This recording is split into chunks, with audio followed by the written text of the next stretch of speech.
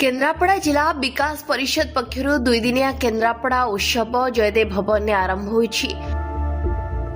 उद्घाटनी सभारे अतिथि भावे केन्द्रापड़ा विधायक गणेश्वर बेहेरा, राजनगर विधायक ध्रुव साहू, महाकालपड़ा विधायक डॉक्टर दुर्गा प्रसन्न नायक और पाटकुरा विधायक अरविंद महापात्र जोग देथिले।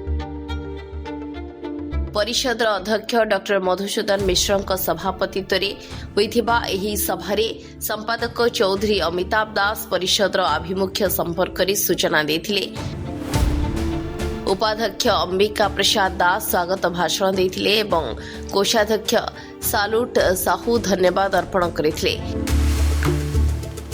यह अवसर में केन्द्रापड़ार दिवंगत कृति संतान को नहीं एक स्मरणिका उन्मोचित होता। स्मरणिका कमिटीर अध्यक्ष प्रोफेसर नित्यानंद साहू, सदस्य अभय कुमार बेहेरा, अमीय कुमार महांती, सरोजकांत कानूनगो उपस्थित थिले। एथिसहित कानभास रे भितरकनिका शीर्षक चित्रकला शिविर और प्रदर्शनी आयोजित होईछि। केन्द्रापड़ार प्रसिद्ध रसावली और पोटली पिठा को नहीं खोला जाइथिबा स्टॉल उत्सवर अन्यतम आकर्षण साजिछि। एथिरे भुवनेश्वर कटक रे रहुथिबा बहु संख्यारे केन्द्रापड़ा अधिवासी जोग देथिले।